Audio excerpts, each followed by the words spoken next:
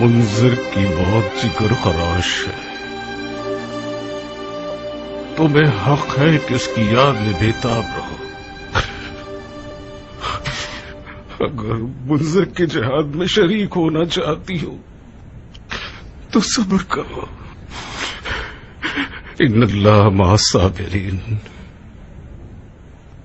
اگرچہ منزل کی موت نے میرے جگر کو جلا دیا ہے، مگر منزل کی موت سے زیادہ جگر خراش خانہ کعبہ کا جلنا ہے۔ میں ان دونوں صدموں پر عزادار ہوں۔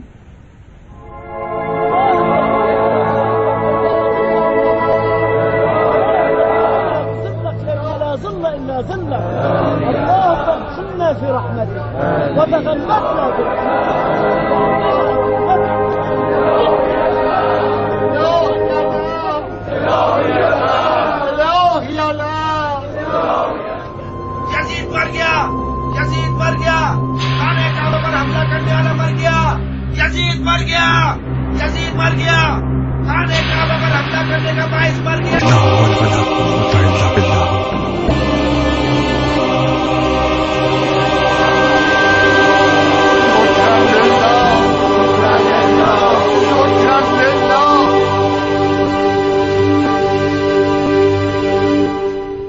رخصت بھائی جان، کہو جعفر، حشاش بشاش کو کوئی بشارت لائے ہو؟ یزید شاہ ملعون مر گیا۔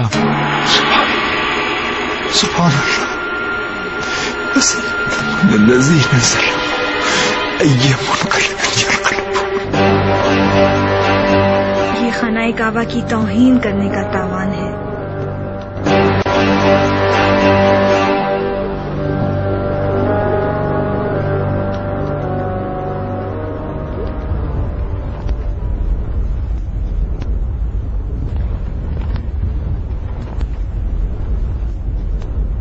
کم از کم 30-40 دن کا وقت لگتا ہے کہ ایک خبر دمشق سے مکہ پہنچے۔ خلیفہ کم سے کم 1 مہینے پہلے مرا ہے، خانہ کعبہ کل رات کو جلا ہے، تو پھر ان 2 حادثوں کا آپس میں کوئی تعلق ہی نہیں ہے۔ کس نے ان 2 حادثوں کو آپس میں جوڑا ہے؟ افواہ اڑا دی گئی ہے کہ خلیفہ کی موت خانہ کعبہ کا معجزہ ہے۔ کیا تم نے سنا نہیں؟ خدا نے آل زبیر کے لیے ہی خانہ کعبہ بنایا ہے، یہ بھی انہی کا کھیل ہوگا۔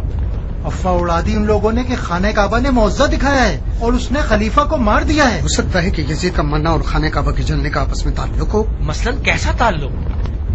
خلیفہ شکار پر تھے، ایک تیز ہرن کو شکار کرنا چاہا، خلیفہ کا گھوڑا تھا اور ہرن تھی، گھوڑا ہواؤں میں اڑتا ہے اور خلیفہ زمین سے اچھلتا ہے، خلیفہ کا پاؤں رکاب میں رہ جاتا ہے، گھوڑا اسے اس قدر زمین پر گھسیٹتا ہوا جاتا ہے کہ خلیفہ جہاں بحق ہو جاتے ہیں۔ مگر میں نے ایک عجیب سی روایت سنی ہے۔ کیا سنا ہے تم نے؟ میں نے سنا ہے کہ خلیفہ پیاس لگنے کی بیماری میں مبتلا ہو گئے تھے، جتنا بھی پانی پیتے تھے ان کی پیاس نہیں بجھتی تھی، بہت پیاسے تھے، بالآخر اس قدر پانی پیا کہ خدا معاف کرے پھٹ جاتے تھے۔ تم یقین کر سکتے ہو کہ کوئی اتنا پانی پی لے کہ پھٹ جائے؟ کیا نہیں ہو سکتا؟ یہ نہیں کہہ رہا کہ نہیں ہو سکتا، تم ایک بھالو کو پانی سے بھر دو، کیا وہ پھٹ جائے گا؟ نہیں۔ وہی شکار والا قصہ ٹھیک ہے، خلیفہ شکار کا شوقین تھا، شکار پہ بہت جایا کرتا تھا۔ مجھے نہیں پتا، ہم تو بالکل الجھ کر رہ گئے ہیں۔ اتنا سنی ہے کہ سمجھ میں نہیں آتا کس پر یقین کریں۔ بعض کا کہنا ہے کہ خلیفہ کی موت خانہ خدا کا معجزہ ہے۔ یہ بات بھی معتبر لگ رہی ہے۔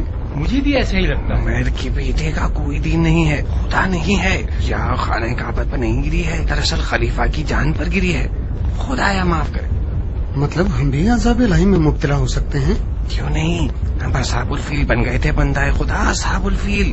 اب جہاں کے ہلاک ہونے کے بعد اس کی فوج کی باری ہے۔ ہمارا کیا گناہ ہے؟ جو کچھ کیا سرداروں نے اور صاحبان منصب نے کیا ہے، جو بلا بھی آئے ان کے سر پر آنی چاہیے۔ میں خانہ کعبہ سے پناہ مانگتا ہوں، خانہ کعبہ کے پتھروں کو اپنے آنسوں سے اس قدر دھوں کہ خدا معاف کر دے۔ بن باپ کی امت، بن باپ کی امت، در بدر ریت، بن باپ کی امت۔ تمہیں کیا لگتا ہے ابن نمیر کیا کرے گا؟ پتہ نہیں بھائی، انتظار کرنا ہوگا تاکہ کوئی خبر آئے اندر سے۔ اگر وہ شہر سردار ہوا تو مکہ کے حساب سے دستبردار ہو جائے گا اور دمشق کی طرف نکل پڑے گا۔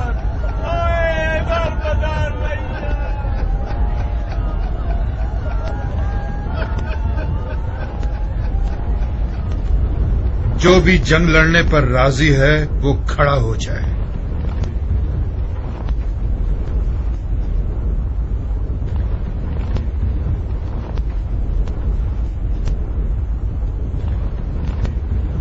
بیٹھ جائیے.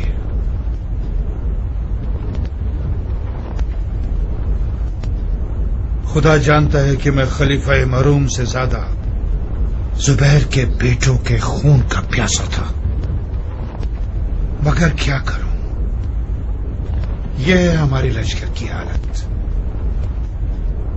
ہر 10 میں سے صرف 2 افراد جنگ کے لیے راضی ہیں. اس جنگ کو آگے بڑھانا ہمارے لیے نقصان دہ ہے. ہمیں اب مشکل فیصلے کرنے ہوں گے. ہم نے یہ جنگ چند خرافات کی وجہ سے ہاری ہے. ہم سب کو ایک دن مرنا ہے. یزید بھی 1 ماہ پہلے ایک حادثے کے نتیجے میں مرا ہے. بس نہ کوئی غیب کا ہاتھ تھا، نہ کوئی معجزہ ہوا ہے. اگر میرے پاس کوئی ایسی تلوار ہوتی جو خرافات کو ختم کرنے پر قادر ہوتی تو میں ہرگز ترک جنگ پر راضی نہ ہوتا.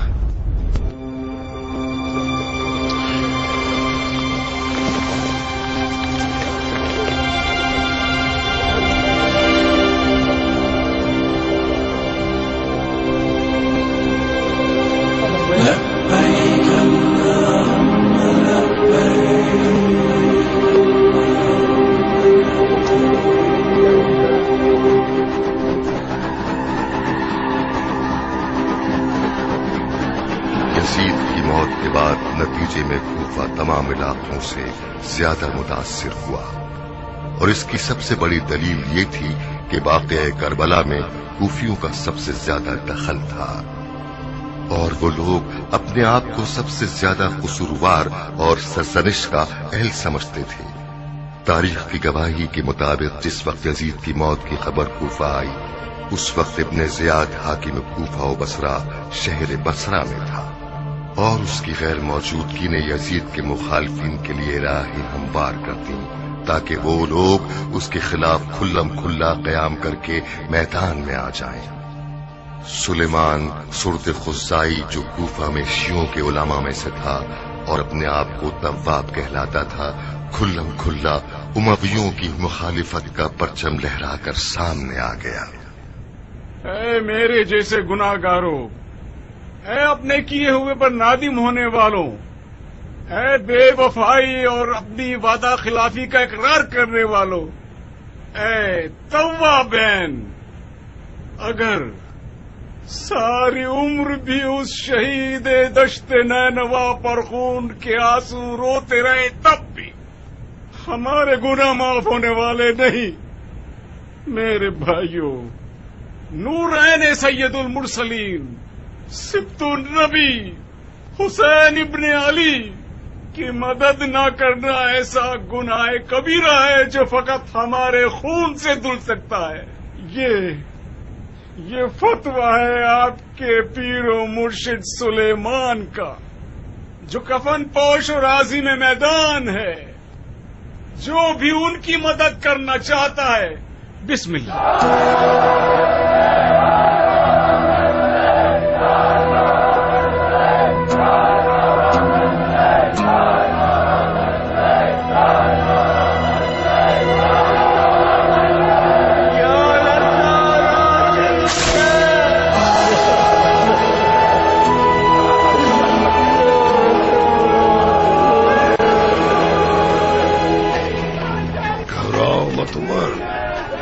سے کام کرو، بلا تاخیر ممبر پر جاؤ اور کام تمام کر دو. اگر ابن زیاد اچانک پہنچ گیا تو؟ ارے عمر، کیا ہو گیا ہے تمہیں؟ ابن زیاد کا بصرہ میں دل لگ گیا ہے. پچھلی بار بھی کراہیت کے ساتھ آیا تھا، یزید کے دھوکے میں آ گیا تھا، اور پھر ابن زیاد بصرہ میں ہے. جب تک وہ کوفہ پہنچے گا ہم اپنی جگہ مضبوط کر چکے ہوں گے، اس کے راستے بند کر دیں گے. تم سمجھتے ہو کہ حالات اتنے آسان ہیں کہ تمام کوفی ہماری بیعت بھی کر لیں گے اور کوئی ہماری رکاوٹ بھی نہیں بنے گا؟ اتنا ڈرتے ہو تو میں ممبر پہ چلے آتا ہوں. تم کسی کم شہرت والے کی اولاد نہیں ہو. میں اگر تمہارے جیسے خاندانی القاب والا ہوتا تو یزید کی موت کی خبر آتے ہی خلیفہ بن گیا ہوتا. اگر ابھی جلدی نہ کرو گے تو کوفہ ہاتھ سے نکل جائے گا. شیعہ حاکم بن جائیں گے اور ہم دونوں کا کوئی پوچھنے والا نہیں ہوگا. اگر نہ ہو سکا تو کیا کریں گے؟ ہماری کوئی عزت نہیں رہے گی شیو. عمر گھوڑا اور میدان سامنے ہے. نہ ہو سکا تو میں تمہیں مان جاؤں گا. اور تم کس عزت کی فکر کر رہے ہو؟ جب پانی سر سے گزر چکا ہو تو کم اور زیادہ میں فرق نہیں رہتا. دل مضبوط رکھو تاکہ ہم کوفہ حاصل کر سکیں. ہمت سے کام لو عمر, ہمت سے کام لو. اور رے کو حکومت آل ابی وقاص کا دارالخلافہ بنا دیں گے.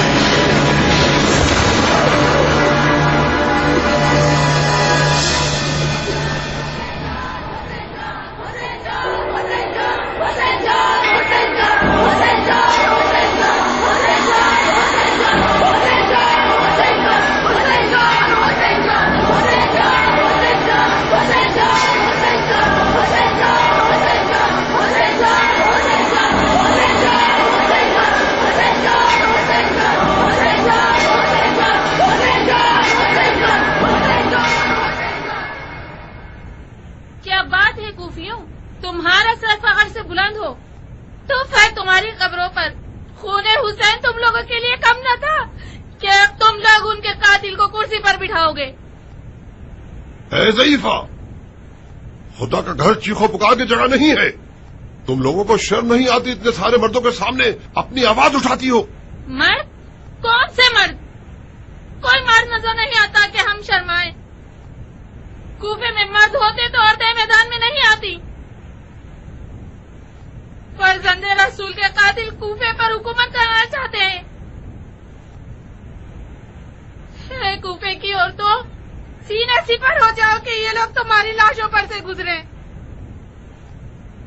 کوفہ اب اتنا لاوارث ہو گیا ہے کہ جس کتے اور گدھے کا دل چاہے ممبر پر چلا جائے اور کوئی آواز تک نہ اٹھائے. انہیں دکھا دو کہ کوفے کی عورتیں کوفے کے مردوں سے زیادہ مرد ہیں.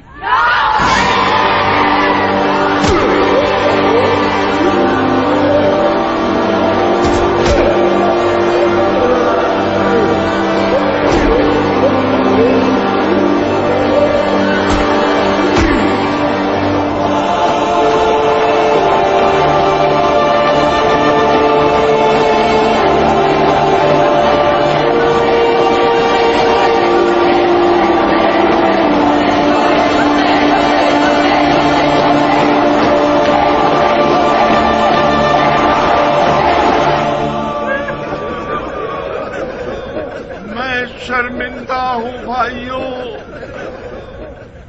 کیا کہوں. یہ کہوں کہ حقیقت کو نہیں جانتا تھا.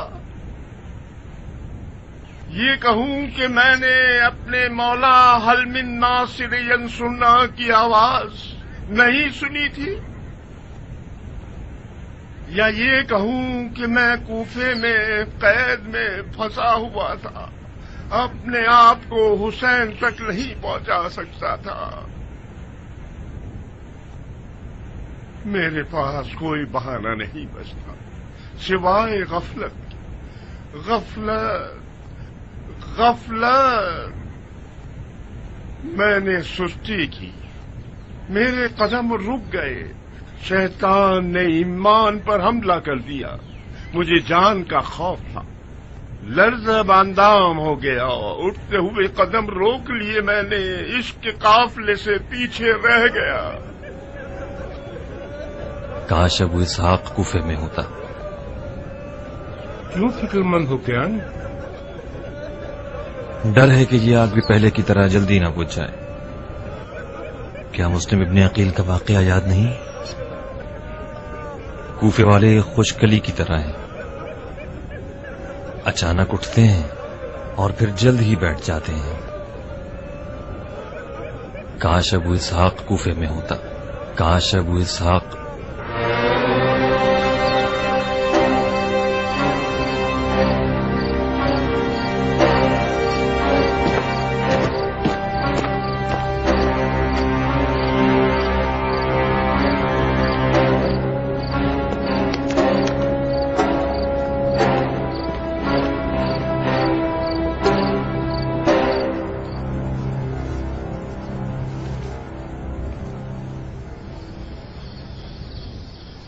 خوش آمدید ابو اسحاق، کیسے ہو تم؟ آپ کی دعائیں ہیں میرے آقا۔ اگر میرا حافظہ ساتھ دے رہا ہے تو تمہیں اب سے تقریباً 1 سال پہلے دیکھا تھا۔ تعجب ہے تم نے ہمیں یاد کر لیا مختار۔ اختیار ہوتا تو روزانہ آپ کی زیارت کے لیے دوڑا چلا آتا اور قلم بوسی کرتا، مگر افسوس آل زبیر میرے سائے کا بھی پیچھا کرتے ہیں۔ میری تمام آمد و رفت ان کی نظروں میں ہے۔ آج رات ان کے پاس مختار سے زیادہ اہم کام تھا، میں نے موقع سے فائدہ اٹھایا۔ تعجب ہے آپ تو زبیریوں کی بیعت میں ہیں۔ میں نے سنا ہے کہ ان کی رکاب میں کافی اچھی جنگ لڑی ہے آپ نے، مجھے کس بات کا خوف ہے؟ میں نے ابن زبیر کی بیعت نہیں کی ہے، سودا کیا ہے۔ خدا جانتا ہے کہ میری کل تمنا انتقام حسین ہے۔ حسین حسین حسین حسین کا نام یعنی غربت، یعنی مظلومیت، یعنی تنہائی تنہائی تنہائی۔ مشیت الہی تھی کہ میں صفین میں معذور ہو جاؤں تاکہ کربلا میں اپنے بھائی حسین کے ساتھ جا سکوں۔ کاش میں بیمار نہ ہوتا اور اپنے جوان بھائی عباس ہمارے بنی ہاشم کی طرح اپنی جان اپنے بھائی حسین کے قدموں میں قربان کر دیتا۔ خدایا، اب جب کہ تو نے مجھے اس عظیم مصیبت میں زندہ رکھا ہے تو مجھے اس قدر زندہ رکھ کہ میں تیرے دست انتقام سے اپنے حسین کے قتل و قصاص دیکھ سکوں۔ مر کے یزید بشارت ہے اس دعا کی قبولیت کی۔ خدا کی قسم دشت کربلا کے اشک آہر کے سکھ چین نہ دیکھ پائیں گے۔ روز وعدہ نزدیک ہے میرے آقا۔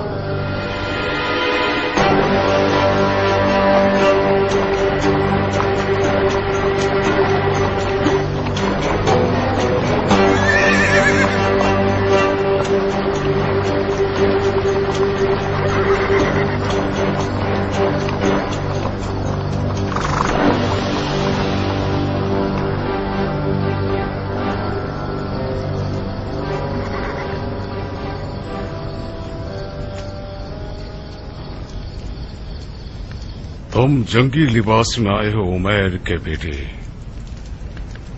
مطلب میدان جنگ میں آئے ہو۔ بسم اللہ۔ جنگجو مردوں پر جنگی لباس ہی جچتا ہے، اس کے علاوہ کوئی بھی لباس پہن کر آتا تو وہ اس محفل کے لائق نہ ہوتا۔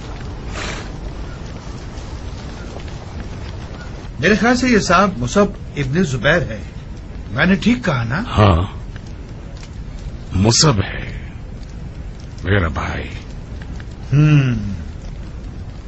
میرا بہت دل چاہتا تھا کہ حجاز کے اس مشہور بہادر سے میدان میں پنجہ آزمائی کرتا۔ اب بھی دیر نہیں ہوئی؟ نہیں مصعب، وقت نہیں ہے۔ ایک لڑنے والے کو اچھا لڑنے کے لیے کوئی امید اور دلیل چاہیے ہوتی ہے۔ میری امید مٹی تلے سو گئی ہے اور تمہاری تمہارے برابر میں ہے، تو پھر ہماری جنگ منصفانہ نہیں ہوگی۔ तुम्हारी दलील और उम्मीद खुदा होना चाहिए था, न कि यजीद। कौन सा खुदा शेख, जिसकी तुम इबादत करते हो या जिसकी यजीद इबादत करता था? मेरा और यजीद का खुदा क्या मतलब है? ये खुल्लम खुल्ला शिरक है। खुदा एक है, मुशरिक। हाँ शेख, मैं भी मानता हूं कि खुदा एक है। वो वही गायब है जो कि हाजिर है, और वो हाजिर जो गायब है, जिसे सिर्फ दिल की आंखों से देखा जा सकता है, सर की आंखों से नहीं। वो वही आलिम है जिसके इल्म का अहाता हर चीज पर है। मैं और आप, हम दोनों इंसानों की फहरिस्त में शुमार होते हैं। हम दोनों के पास हाथ, पांव, पेट और सर है। दोनों के पास आंख, कान और मुंह है। आप खाते और पीते हैं, मैं भी यही करता हूं। आप देखते हैं, मैं भी देखता हूं। आप सुनते हैं, मैं भी सुनता हूं। क्या मेरे और आपके दरमियान कोई शबाहत है? क्या मेरी तबीयत और आपकी तबीयत एक है? तो फिर मान लो कि मेरा खुदा भी तुम्हारे खुदा से मुख्तलिफ हो सकता है, अगरचे हम दोनों उसके लिए एक जैसी सिफात के कायल हैं। ये फलसफा भी यकीनन यजीद का सिखाया हुआ है। इस अकीदे के मुताबिक तो खुदा लातादाद होंगे, और हर शख्स ये दावा कर सकता है कि जिस खुदा को वो मानता है वही बराक है। ये वही दौरान जाहिलियत की बुत परस्ती है। फर्क सिर्फ ये है कि इस बार बुतों को पत्थरों के या सुनहरे या मिट्टी के मुजस्समों की सूरत में पूजा नहीं जा रहा। इस दौर के बुत खुदा यगाना की तकलीद में देखने के काबिल नहीं है। नऊज़ बिल्लाह, ये तौहीद का इनकार है। तुम जंग के बारे में बहस करने आए हो या खुदा के बारे में? जंग की क्या खबरें हैं मुख्तार? यजीद की मौत के बाद शामियों में खौफ व हिरास फैल गया है। सुलह और साजिश की बू आ रही है। मुझे ये गुमान है कि आले जुबैर शामियों से बैत लेकर जंग को खत्म कर देंगे। खुदा इस छोटी कौम को रुसवा करे, तो फिर वो इस कदर खून जो मदीने में बहाया गया और खाना काबा की जो तौहीन की गई है, वो इन लोगों की जंग शरीयत की फिक्र में नहीं थी, तलब कुदरत के लिए थी। उनकी खानदान अली से दोस्ती भी मसलहत से भरपूर है। मुझे शक नहीं है कि ये लोग आले अली से दुश्मनी में यजीदियों से भी आगे बढ़ जाएंगे। ये मेरे बाबा अली का कौल है मुख्तार। जुबैर अहले बैत का हिस्सा कहलाता था उस वक्त तक जब उसका मनहूस बेटा अब्दुल्ला पैदा हुआ। यही अब्दुल्ला बाइस बना कि जुबैर मेरे बाबा के रूबरू मुखालिफ बनकर खड़ा हो गया। उसने अपने बाप जुबैर को इस पर आमादा किया कि वो अब्दुल मुत्तलिब की औलाद से लड़े, जबकि जुबैर मेरे बाबा से मुज़ाकरात में पीछे हट गया था और लड़ने का इरादा नहीं रखता था। यजीद मर चुका है, अब आप लोग क्या चाहते हैं? हम आपकी बैत करने को तैयार हैं, बशर्ते कि आप हमारे साथ शाम चलें और माविया इब्ने यजीद को कुर्सी से उठाकर खुद वहां बैठ जाएं। हमें शाम क्यों जाना होगा? क्योंकि हम हिजाज में नहीं रह सकते। अगर हमने आपके साथ बैत कर ली तो माविया सानी के गजब का शिकार हो जाएंगे और हम शाम लौट नहीं सकेंगे। अलबत्ता एक दूसरी राह भी है शेख। और वो दूसरी राह क्या है? जंग खत्म कर दें। आप इजाजत दें कि हम हज और उम्रा अदा करके शाम लौट जाएं। क्या हज उम्रा करोगे? उस घर के गिर्द तवाफ करना चाहते हो जिसे तुमने चलाया है? जी हाँ, उस आग लगाने की एक हिकमत थी और इस तवाफ करने की भी एक हिकमत है। अगर सुनने का हौसला है तो इसकी हिकमत भी बयान कर दूं? नहीं इब्ने नुमैर, नहीं। पहले ही काफी हद तक आपके फलसफे से पुरफैज हो चुके हैं। और रही आपकी पहली राय, तो ये वाज़ेह रहे कि हम खाने काबा की पनाह में हैं और किसी कीमत पर खाने काबा को छोड़ने पर आमादा नहीं।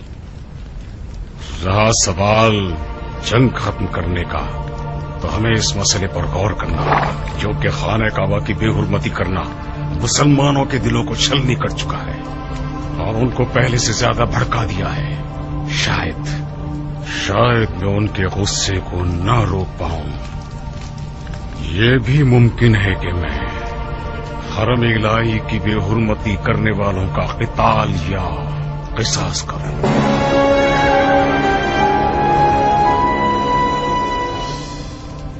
मुझे यकीन नहीं आता कि ये हैवान अक्ल और तदब्बुर नाम की शय भी कुछ हद तक रखता है। मेरा ख्याल था कि ये सिर्फ एक ऐसा दरिंदा है जिसके पास सिर्फ तेज दांत और सींगे हैं और अक्ल से दूर है। खूब फलसफे बना रहा था। जी हाँ, मगर उसके औसान खता हो गए हैं। बहुत डर सा गया है। उसे डरना चाहिए, उसे डरना चाहिए मुसहब, क्योंकि वो उस लश्कर का सरदार है जिसके सिपाहियों को यह एहसास होने लगा है कि उनके सरदारों ने उन्हें जिल्लत, तबाही और रुसवाई की राह पर जबरदस्ती घसीटा है। अगर बहुत ज्यादा जंग की जिद करेगा तो बईद नहीं है उसके लश्कर वाले उसके सर पर टूट पड़े और उसके टुकड़े टुकड़े कर दें। काश आप उसे खाना काबा को आग लगाने की हिकमत भी बयान करने देते। मेरा बहुत दिल चाह रहा था कि मैं ये सुनूं कि इस बारे में वो कौन सी मनगढ़ंत तफसीर और वजूहात बयान करता है। नहीं मुसब, नहीं, ये गिरोह यजीद की तरह मन चाहे किस्से पैदा करने में माहिर है। यजीद शायर था और शौरा ज्यादातर शिरकालो तबीयत के मालिक हैं और उनके कहे हुए कलाम मुशरिकाना आयात से भरे हुए हैं।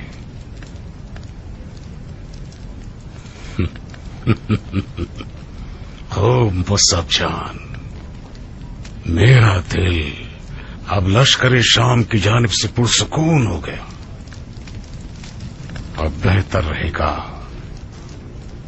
कि हम इराक को फतह करने की सोचें।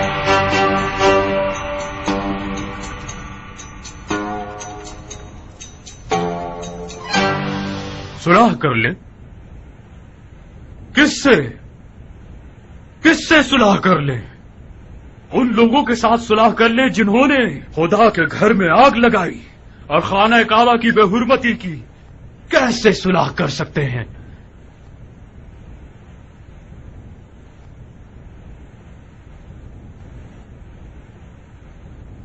तमाम तकल्लुफात और बातों के तूल से गुरेज करते हुए तोफ है उसके बाप की कब्र पर जो आज के बाद से मशवरा, मुज़ाकरा जैसे अल्फाज पर अमल करे। मुआविया की खुश्क और आमिराना हुकूमत हमेशा मेरे लिए शुभ अंगेज थी। अब समझ में आता है कि वो बिल्कुल सही काम करता था। नूर बरसे उसकी कब्र पर, नूर।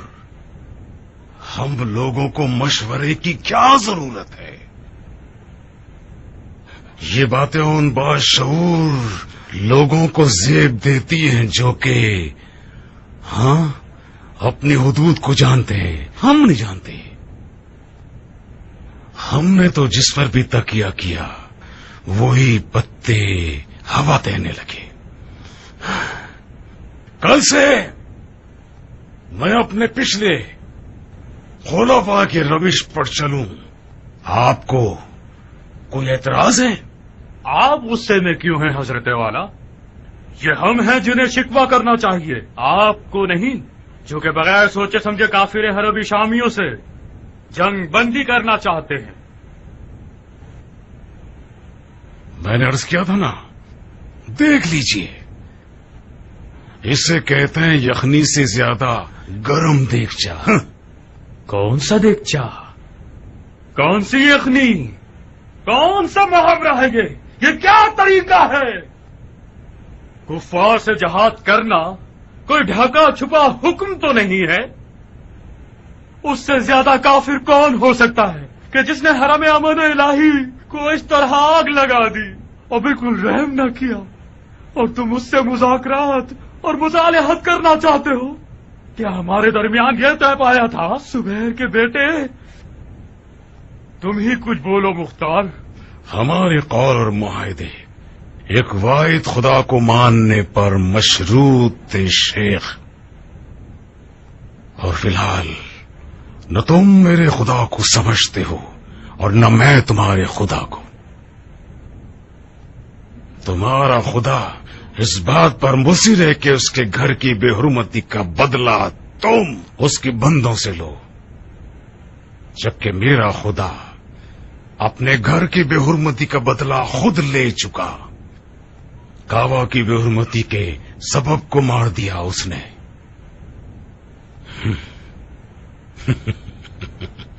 मैं सुलह की चाशनी की तरफ राग़िब हूं बनिस्बत जंग की तलखी के। क़िबला-ए हाजात की कसम, तुम एक इब्लीस हो। इब्लीस तुम्हारे अंदर पल रहा है। तुम्हारी यजीद से जंग शरीयत की खातिर नहीं थी, इक़्तिदार के लिए थी। जशल्लाह की तलवार अब तक 2 ग्रोह के खिलाफ थी, अलवी और उमवी। आज के बाद 3 ग्रोह के खिलाफ है। आले जुबैर भी काफिर है और उनका खून हलाल है। चलो।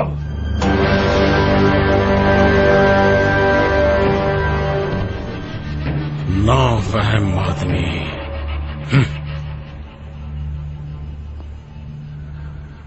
इस गुरु की मिसाल उस गधे पर सवारी करने वाली किसी है जो जानवर को कोशिश करने के बजाय उसे सीख चुभो देता है, तो फिर जानवर भी चलने के बजाय छलांगे मारेगा और अपने सवार को ऐसा जमीन पर पटक देता है कि उसका भेजा मुंह को आ जाए। ये मलून शरीयत में से सिर्फ फतवे लगाना ही सीख पाया है। अगर जरा सी चाशनी दयानत के तौर पर साथ लेके चलते तो गलत फहमी से दूर न होते। ऐ खुदा, इनकी जड़ों को नाबूद कर दे। काश अली जंग के नहरवान में इनकी नस्ल कता कर देते। क्या करें अबू इसहाक? किसके साथ? इस बरान ज़दा हालात के साथ, लश्कर शाम के साथ, इन खवारिज के साथ जो इस बेशैतान है। फौरी तौर पर तो मुझे कुछ समझ नहीं आ रहा, मुझे इस पर गौर करना पड़ेगा।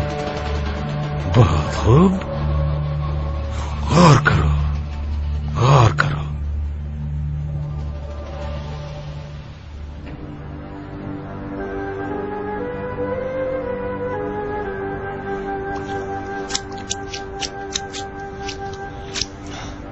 खुदाया, नेमतों की फरावानी को इस दस्तरखान के वारिस पर कम ना फरमा। आमीन आमीन।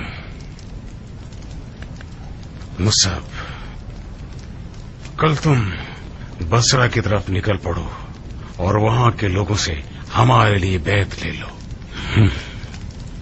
तो फिर कूफा का क्या होगा?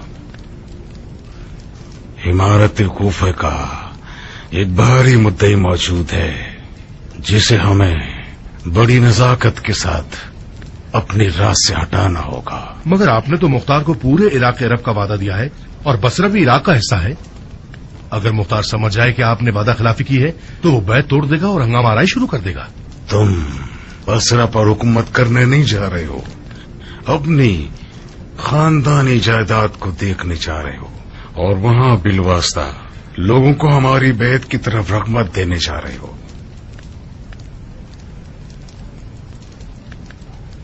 मगर भाईजान, आप ही ने तो कहा है कि मुख्तार खतरनाक हरीफ और भारी मुद्दई है। खास तौर पर उसने हिजाजियों में भी एक खास इज्जत और आबरू कमाई है। मुझे डर है कि वो आपको छोड़ न दे। ये मसले से खाली है कि मुख्तार के होते हुए आपको अकेला छोड़ जाऊं। मुसब, तुम जाओ जाओ और बसरा की फिक्र करो। तुम्हारा भाई मछली के पेट को चीर के निकलना जानता है।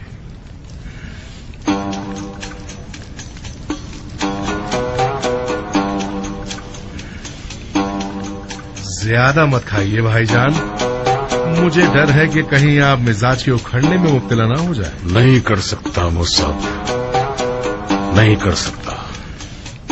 हाँ,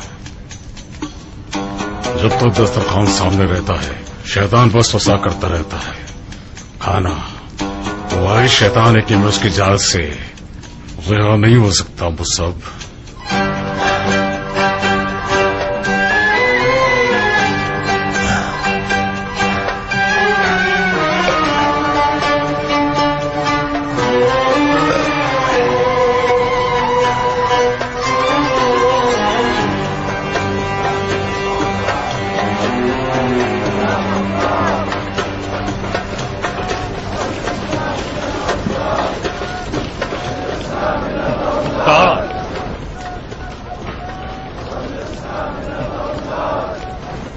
जनाब नजदत इब्ने आमिर,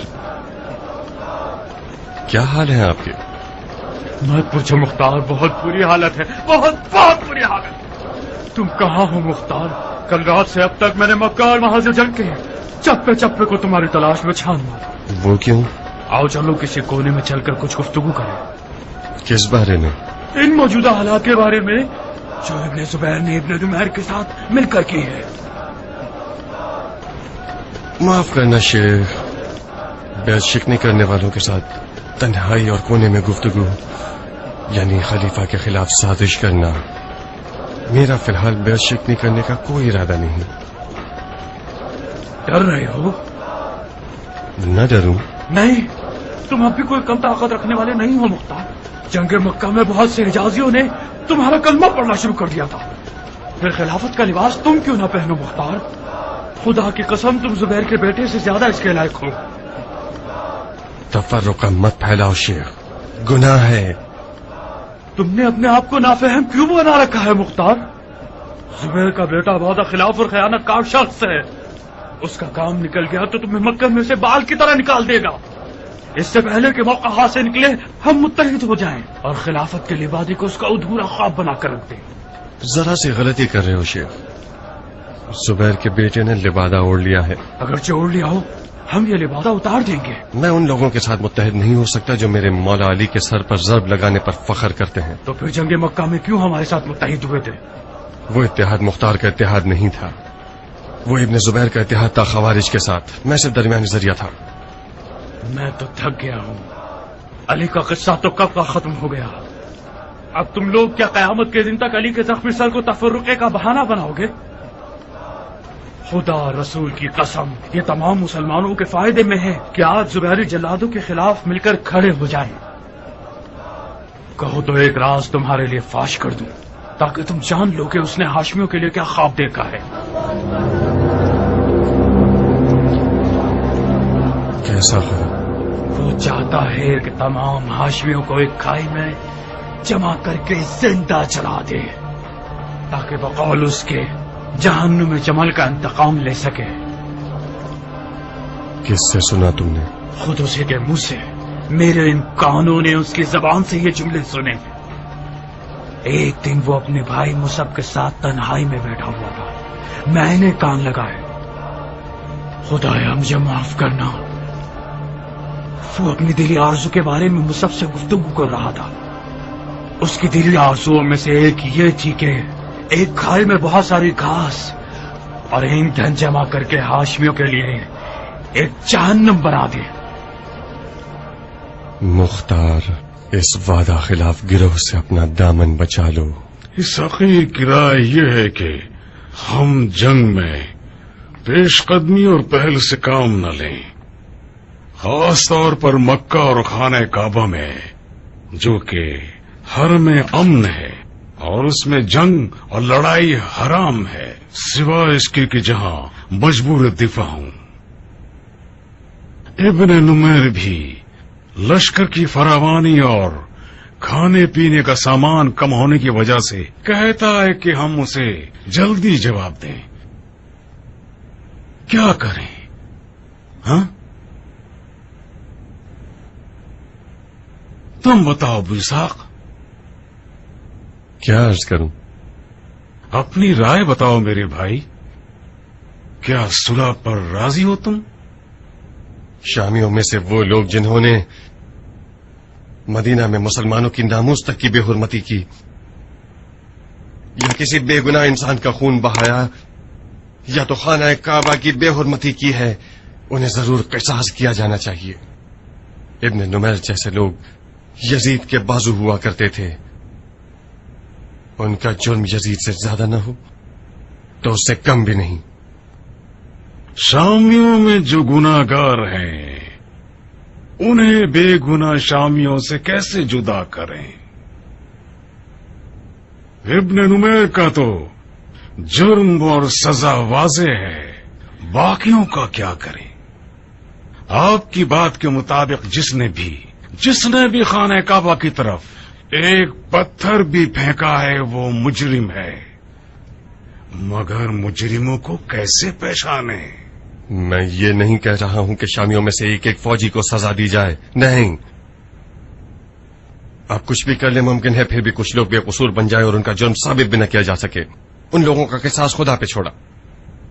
اب تک آپ شام کے سپاہیوں سے لڑ رہے تھے، اب ابن نمیر سے تو لڑیے کہ جس کا جرم واضح ہے۔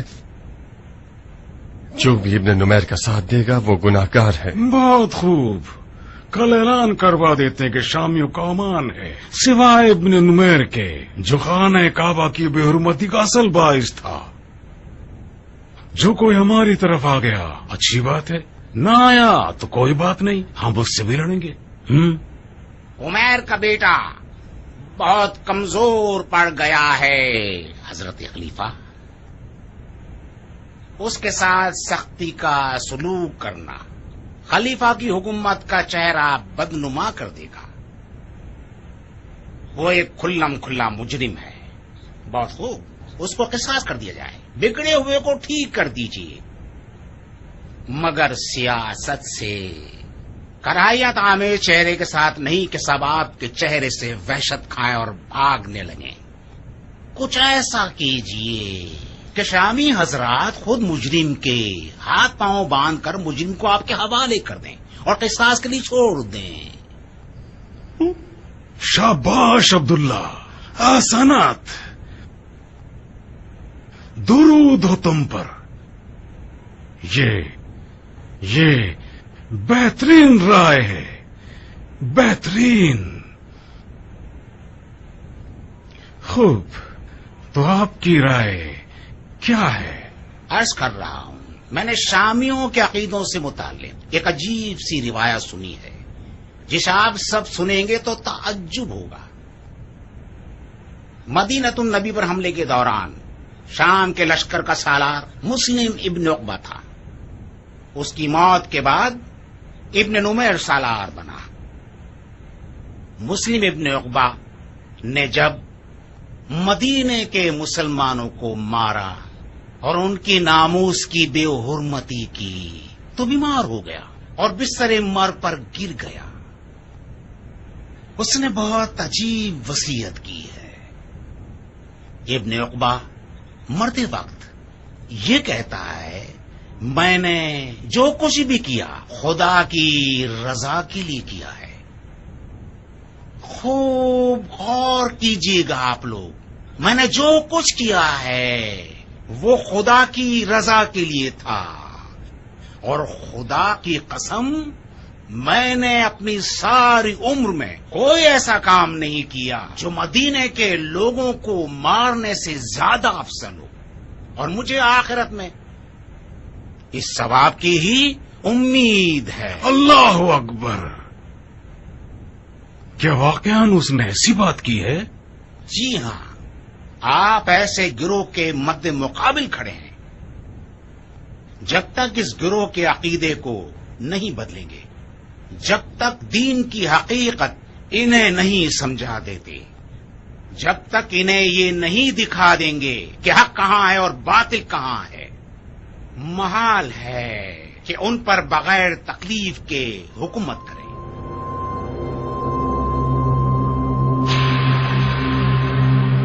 وہ حالات جو اس وقت خانہ کعبہ کی برکت سے پیدا ہوتے ہیں، یہ بہترین موقع ہے کہ آپ شامیوں کے دلوں کو تسخیر کریں۔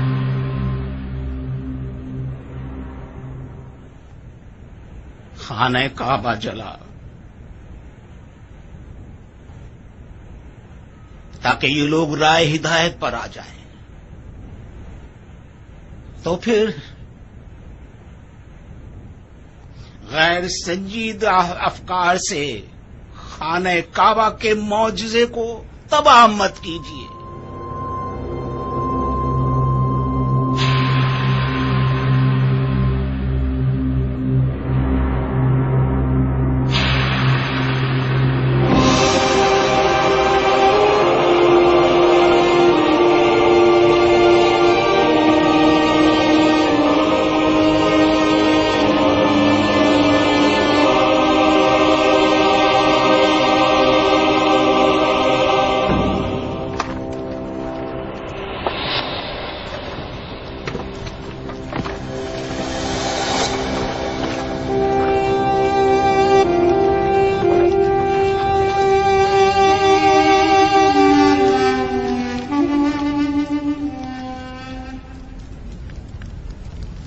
بنی ہاشم ایک مغرور اور متکبر قوم ہے۔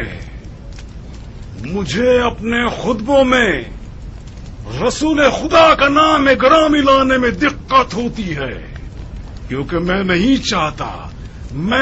چاہتا کہ ان کا نام سن کر ان کے خاندان والے سینہ پھلائیں، اکڑیں، فخر و مباحات کرے۔ خدا نے اس خاندان کو ابو لہب کے نام کے بہانے لعنت کی ہے، جو کہ صرف کچرے اور کوڑے کی مثال ہے۔ اس گروہ کی سزا فرض ہے، اور امید کرتا ہوں کہ خدا مجھے اس عمل خیر کی جزائے خیر دے انشاءاللہ۔